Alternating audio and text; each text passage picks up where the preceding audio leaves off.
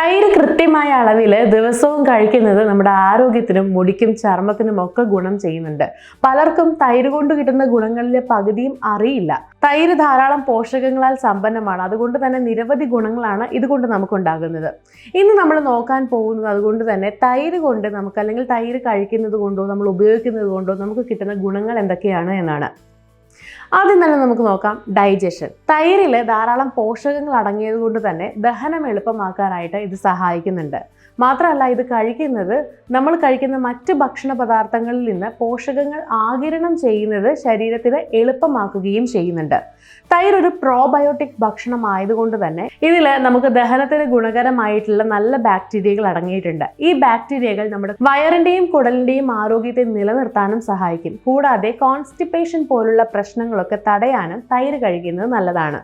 അതുപോലെ വെയിറ്റ് ലോസിന് ശ്രമിക്കുന്ന ഒരാളാണ് നിങ്ങളെങ്കിൽ തൈര് ഗുണം ചെയ്യും. സ്വാഭാവികമായിട്ടും കൊഴുപ്പ് കത്തിക്കാനുള്ള നല്ലൊരു വഴി തന്നെയാണ് തൈര് എന്ന് പറയുന്നത്. തൈരിൽ പ്രോട്ടീനും കാൽഷ്യവും വൈറ്റമിൻ ബിയും അടക്കമുള്ള പല പോഷകങ്ങളും അടങ്ങിയിട്ടുണ്ട്. പ്രോട്ടീൻ അടങ്ങിയ ഭക്ഷണ വസ്തുക്കൾ പൊതുവെ തടിയും വയറും ഒക്കെ കുറയ്ക്കാൻ സഹായിക്കുന്ന ഒന്ന് തന്നെയാണെന്ന് പറയാം. അതുകൊണ്ട് തന്നെ തൈര് നമുക്ക് ആ ഒരു രീതിയിൽ ഗുണം ചെയ്യും. തൈരിൽ ഉയർന്ന അളവിൽ കാൽഷ്യം അടങ്ങിയിട്ടുണ്ട്.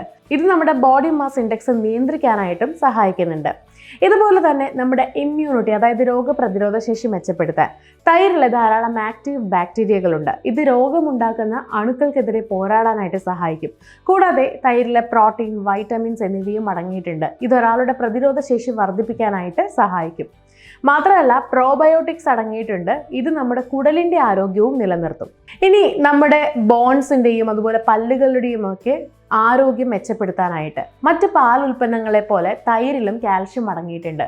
ഇത് നമ്മുടെ എല്ലുകളും പല്ലുകളും ഒക്കെ വളരെ സ്ട്രെങ്തൻ ചെയ്യുന്നതിന് സഹായിക്കുന്നുണ്ട്. അസ്ഥികളുടെ വളർച്ചയെ പ്രോത്സാഹിപ്പിക്കുന്നതിന് കാൽഷ്യമായി സംയോജിപ്പിക്കുന്ന ഫോസ്ഫറസും ഇതിൽ അടങ്ങിയിട്ടുണ്ട്.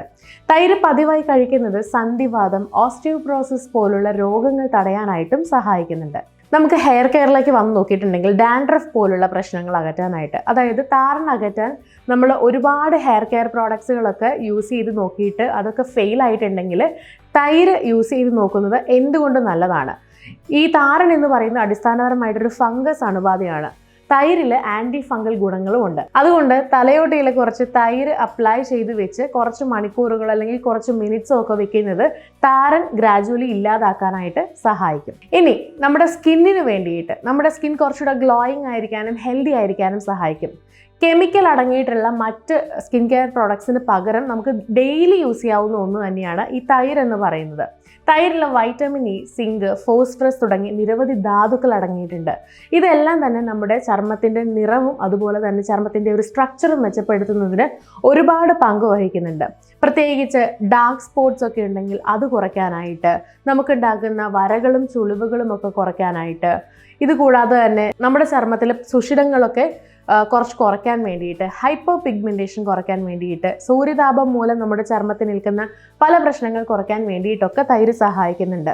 സോ തൈര് കഴിച്ചാലും തൈര് നമ്മുടെ ചർമ്മത്തിൽ ഉപയോഗിച്ചാലും അതുപോലെ തന്നെ തൈര് മുടിക്ക് ഉപയോഗിച്ചാലും ഒട്ടനവധി ഗുണങ്ങളാണുള്ളത്. സോ ഇതുകൂടാതെ മറ്റു ഗുണങ്ങളുമുണ്ട്. അപ്പോൾ ഈ വീഡിയോ എല്ലാവർക്കും യൂസ്ഫുൾ ആയെന്ന് വിചാരിക്കുന്നു. നെക്സ്റ്റ് വീഡിയോ ആയിട്ട് കാണും വരെ ബൈ.